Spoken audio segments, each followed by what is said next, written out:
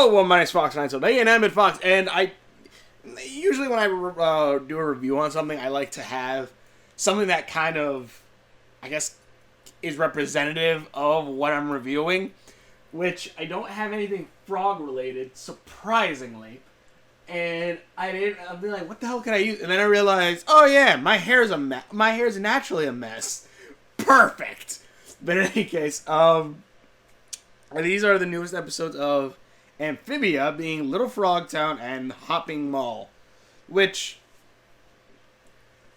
like, I went back and forth with the commenter last time a little bit. Like, we talked about, like, last episode I said what felt, the last two episodes, or at least, yeah, last two episodes felt kind of like filler to me. They feel a bit more like filler. And, like, there was slight world building in it, but it was very minute. I felt like that was a lot. This, I feel like he said, like, you know, like, there's little bits in, like, lore and everything, like, stuff. I say these two episodes, feel way more along the lines of, it's less filler and just more of an adventure, and it does build the world of this story a little bit more. I think. I don't know, maybe not. Maybe it's the exact same. I don't know. But, we got Little Frog Town, where this one was, basically the LA Noir episode with Amphibia trying to... Zosie's just laying over there. Don't mind the mess.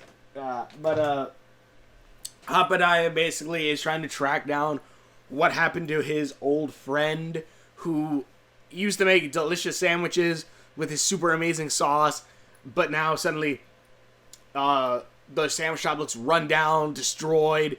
The signature fedora of his friend is gone, and he doesn't know what happened, so basically goes on this whole little adventure trying to find that, while Anne, Sprig, and Polly are waiting in line, 3 hours in line so far, to get into this arcade. This one little... I want to bring up this part. This one little kid cuts her. Like, cuts in line of her. Not cuts her. Cuts in line of her. And Polly and Sprig are like, just let it happen. It's okay. I'm just like, no. No. I'm on Anne's side on this. That little kid shouldn't be cutting.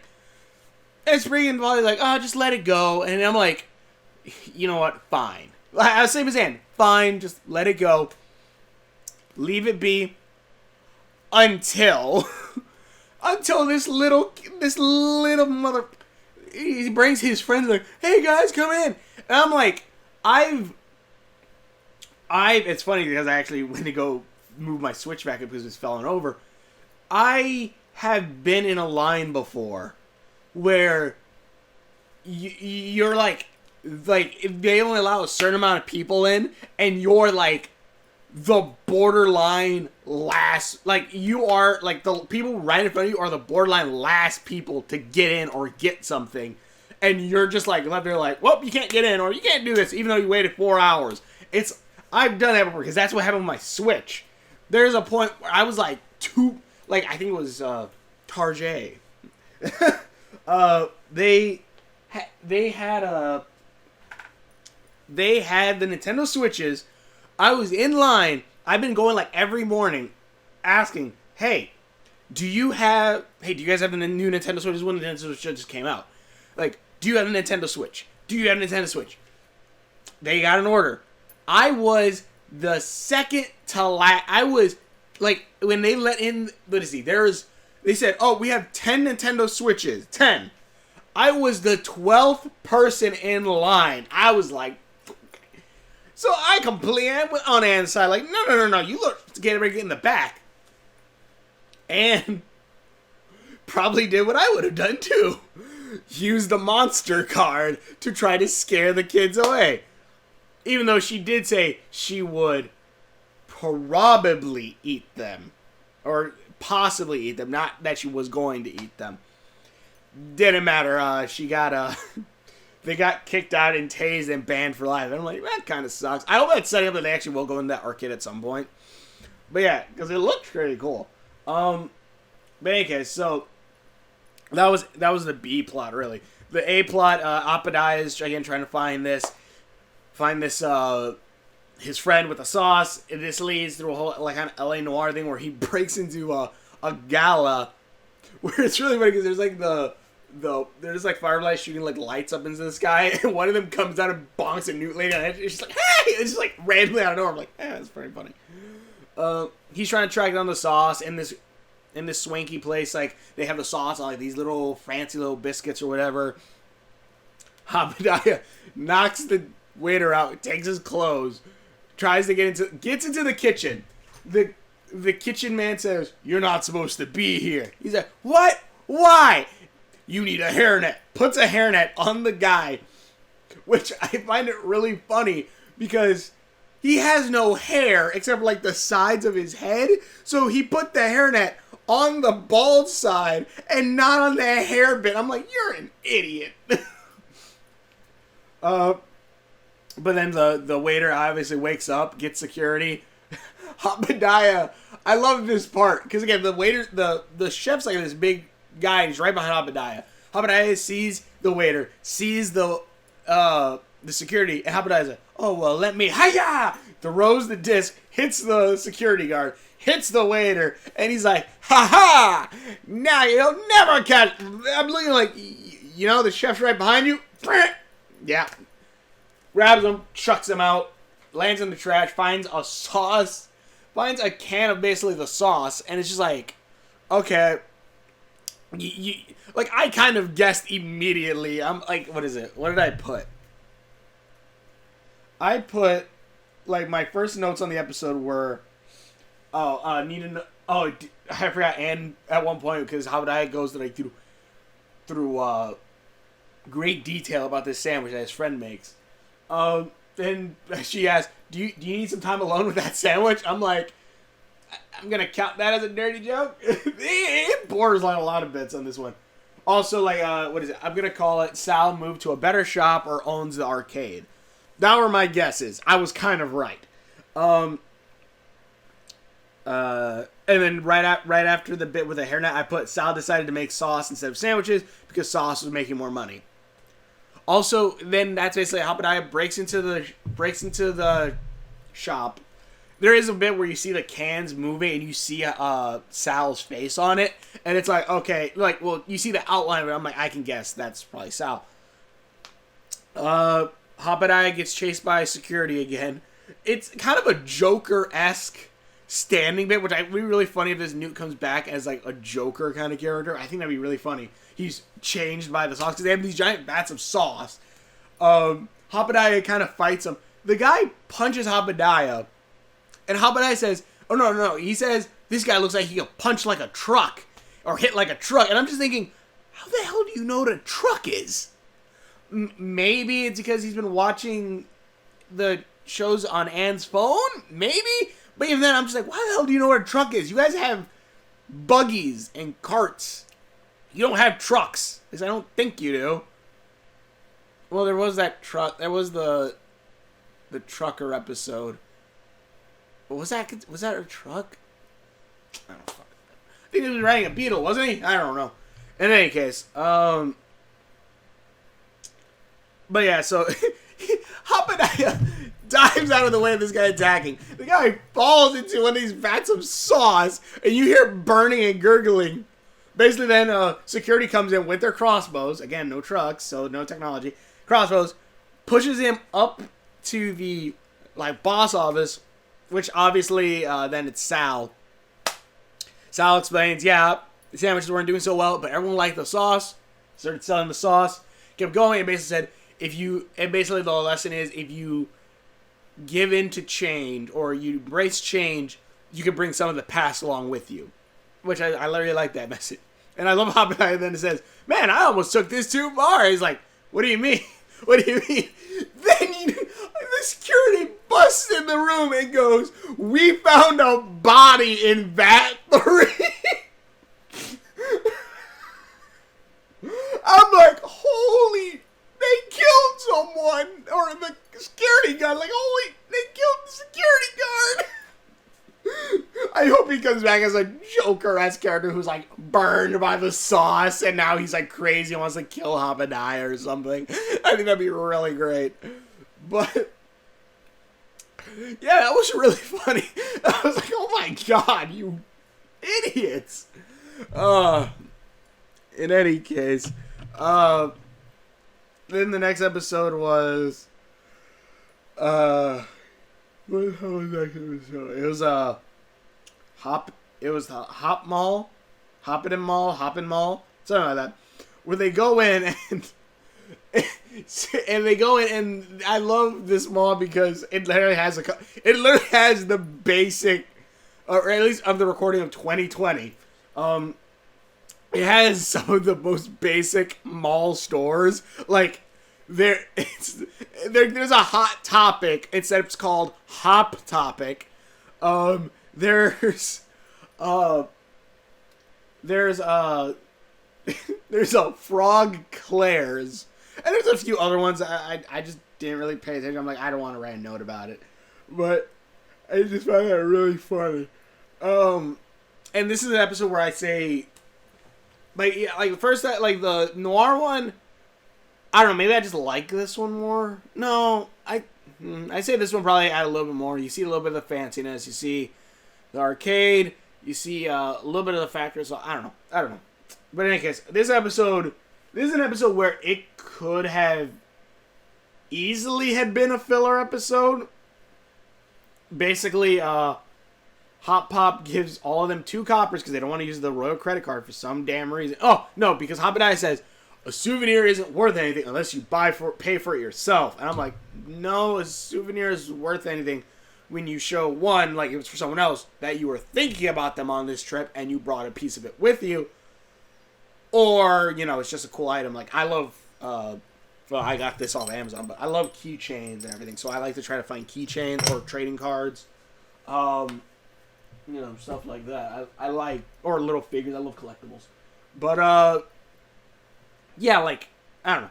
In any case, so Anne basically is going to try, everyone's trying to get souvenirs. Polly goes, and she goes and, like, haggles. She learns about haggling from Hop Pop. She haggles and gets a golden bucket that has 2 newts worshiping the 3 jewels of, like, the music box and everything. I'm like, alright, that's, one, that alone, I think, saves this for, like, oh, it's just filler. No. One, it's a fun little adventure, but also it shows a big bit of foreshadowing right there. But also, keep going onward on this. Anne basically, or Sprig basically is going to get a supplement for his girlfriend, while Anne is trying to find a souvenir for her mother. And like she says, like, yeah, like my mom, if I'm going to be lost in some alternate dimension, at least I can do when I get back is bring a souvenir. So they go. Basically, this then leads to them trying to find something that either is a butterfly, tea, or something. I forgot what the butterfly, tea, and I can't remember what the last thing was. But they go to this shop. They can't find anything until they find this one shop or this one thing that's like prize. Win this tea kettle that has butterflies on it, which I didn't just think until right now that, yeah, it's tea and has butterflies on it. 2 things that the mom liked. So, and antiques, that was the other thing. So so that thing's perfect. It's old, antique teapot with butterflies on it. Perfect. She's laying down. But, so she's gonna enter into this contest where basically it's bumper cars, but with shopping carts. But obviously then there's the rival, who is this what I can only describe as Newt Jasper from Steven Universe. Like, she's giant, beaten up, scarred, and all this stuff. And then she has her little daughter who's, like, perfectly clean and everything. Actually, no, I think her daughter does have a scar on her face, too. Like, a tiny one, but she's like a little cute ball. She's like, we're gonna win that teapot. See you, losers. Anne and Sprig then go into this whole cart race with, cart thing with against Jasper and her daughter and everyone else. There's this scene though, and again this adds more world building and foreshadowing to things, which I see is way more because it's way more important. It's one point where they're fighting one of the cart guys. Sprig spins a stab and hits the cart. Well, no, the cart comes at it, and like I think it almost like it hits a barrier, a shock, a barrier, and then Sprig kind of swings the thing at it, and then there's a bolt of electric lightning that hits them, and then sends the guy flying off into the thing, and then leads to a Smash reference. We see her, and like, oh, I'm sure they're fine. But I'm like, I think that might actually be part of the whole whatever magic Anne and her friends have. As well as I rewatched that scene like so many times. I wanted to see if you saw her eyes glow, because again, it happened in the first episode and it happened in the first episode of season 2, and it might have happened in other parts. I just don't remember. It might have happened during a fight with I can't remember the blonde's name. I can't remember her name, but yeah, like it could have happened then, but I'm not entirely sure. But so that happened. Explosion, really funny. Then obviously it's the two fighting each other. They get sent off the road. Also, the mom's tail is hurt because of the last bumper cart race. I don't think it's ever really brought up. And she's like, oh well, it hurts. And like Anne's like, yeah, we can use that to our advantage, but I don't know how yet. But all I'm thinking is, she's a newt. Couldn't she just, chop it off? Like, if anything, no, even then, I still say it was, yeah. I would say, if anything, that one episode sets up, like, you can get fake tails and stuff like that, but I'm just like, is that real? Like, it would have been funnier this, like, like, maybe in this episode, we don't get that whole newt tail episode. We see this lady, has a damaged tail. It gets chopped off or something and everything, and like, oh god, I'm sorry. And then it's like, don't worry about it. It'll grow back in a week. Like make it like a really big thing, like, and it's like, oh wait, no, the tail will grow back. But her tail looked damaged, and like, maybe not all of them have a healing factor. Yeah, no, like, why don't you just cut off the tail and it regrows it back? Or maybe it's just because it's freaking painful. That's probably the smartest answer. But yeah, so that happened. They went off at each other. Anne almost runs over Polly, but she does like a kickflip over it. I don't even remember what the hell Jasper did. I think she just beat her tail against the ground. It wrapped around a thing and just stopped them from killing Polly. But her cart fell over, so Anne and Sprig won. And then it turns out that Jasper's mom was the one who made the pot, and Anne's like, here, you have it. You should have more. And she's like, thank you. This means a lot to us. And the daughter's like, here, like, I'm not that good of an artist yet, but, maybe your mom will like this souvenir. Gives her, like, this little, like, brooch that has a butterfly. It's nice. Cut to later in the hotel. Anne's on the balcony about to sing, It's Over, Isn't It? Isn't it over? Which, funny enough, there's a character named Pearl in that episode.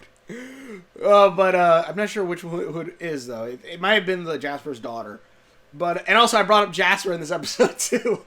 A lot of full circles. But Sprig comes up and says that she misses her mom. Her mom, maybe annoyed her, but she loved her and all this stuff. Like, she could be strict, but, they love each other. I'm like, that's nice. That's really nice. And, like, that's something I think was missing from Starverse. Like, we could have had it. One thing that would have fixed it wouldn't have fixed it completely, but one thing that would have helped with, like, me kind of seeing not the bad writing of Starverses would have been a simple bit where Star would have said in the first season, my mom's like super strict, but she is kind at some points, or something like that. Because when Moon appears, she's completely different what Star makes her out to be, and like I'm just like I don't. It just makes Star seem more like a jerk. This and is a jerk, but like she knows she loves her mom. Like she could have been like, oh, she's like, oh no, my mom should. No, she loves her mom. She wants to go see her again, and she misses her. She cries. Sprig then says that his parents are dead, or his mom at least is dead. and never met her, and like if you could miss someone you never met. The two hug each other and cry. It's really cute, and that's when I say like this episode could have easily have been a filler episode. But no, they sprinkle story throughout the entire thing, and they even like end on a really big note. And that's what I say is really good. While the last episode, or 2 episodes, the big note was, hey, this golem that we saw following since the first episode, or second or third episode of season 2, it's still following. Like, it's not even like a reveal of it. We already see it following, and it's waiting outside the tower. I'm like, I kind of could have guessed that. The newt tail thing, I'm like, I probably could have guessed that, or it would have been funnier, like, tail comes off. It's like, make a big deal out of it. It's like, the tail grows back, it's fine.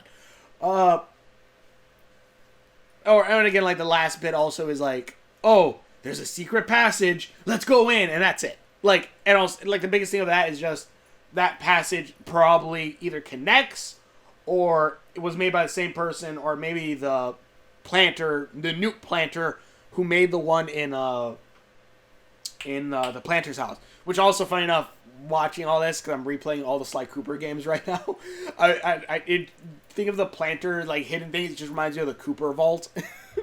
Which I wonder if the planter's whole, like, secret passage, and, like, each family has their own room thing, I wonder if that actually was inspired by the Cooper vault. That'd be cool. I don't know if it would be, but it would be. I don't know if it is, but it would be really cool if it was. But in any case, yeah. So this was a cool episode. I like this one. These were fun episodes. We got some really good episodes again to all this. The last episode really it hits good with the feelings, and also like it gives like good like hints and stuff like that. Like looking at the Polly thing, which sad thing is I kind of saw that Polly thing on Twitter before, and I'm like, damn it. Or I thought, well, it looked like concept art. I'm like, and I was like, oh no, it's actually. I'm like, all right, damn. But the Polly like bucket thing is really cool. That kind of reminds me of, even though I hate the character and I keep bringing up Steven Universe, it's one of the it say what you will about the ending and stuff like that. It had some really good setup and like good foreshadowing. Because I think one of the best ones, because it's the character I hate who says it, but it was really good, is Ronaldo. At one point, I forgot which episode it was. I think it was like the ghost in the lighthouse. No. It's the one where he tried to cut Steven open when he thought he was a snake person. That Ronaldo basically says that the it's just random ramblings, and you don't really understand because none of this is brought up yet. But you hear random rambling of the Diamond Authority is coming. They're aliens from outer space that are gonna that's gonna drain life from the earth and destroy us all. And I'm like, and everyone was like, yeah, insane bastard. But you know what? I'm not gonna say insane bastard because I like bastard swords and those things are badass. Idiot, dumbass. Like, but. No, donkeys are smarter. But still, he's an idiot. I dislike Ronaldo very much. Very much. But yeah, like, that was really good foreshadowing. And this one, it gives it with a character that we kind of do like, Polly. And also, it's very subtle. It's like, here's a golden bucket. It's like, oh, that does look cool. It's like, wait a minute. They always even have the bucket always at the exact same position, so they never give you a full image of it. It's always in the exact same angle. So you never get the full, you just see like the 2 newts doing the worship and the 3 diamonds. Why do I keep... It's like Steven Newton. Oh my god, it's all connected to Steven Newton. No, it's not. It's all connected to Gravity Falls, actually. What is it? Gravity Falls is connected to the Rick and Morty through dimensions. Amphibia shows that... Grunkle Stan and them are from that basically Amphibia is an alternate dimension that even Grunkle Stan and Seuss they're from. The Gravity Falls comic book shows Ida as a wanted poster in the back of one of them, as well as Ida, as well as that Grunkle Stan says that he married a woman who stole all his stuff, and I think Ida at one point says she was married, had a boyfriend, and left him like immediately the next day or stole everything. Like. Like, it's all... What was the other one? Oh, and Star Versus, because you see some of the same tourists in the same area, as well as... I think it was like the pig goat babies in Muni, if I remember correctly. Yeah, so like it's all connected. I really love that. But yeah, so this show is awesome. This show is continuing onward. Owl House is done for right now, sadly. But I will be coming out with maybe a theory. I guess it's considered a theory about how their magic works. But thanks for watching. Which videos that I've done. Links are on my Facebook around there somewhere. Please check out my videos. Hopefully you enjoy this, and we will. See you later. See, just messy hair and everything works.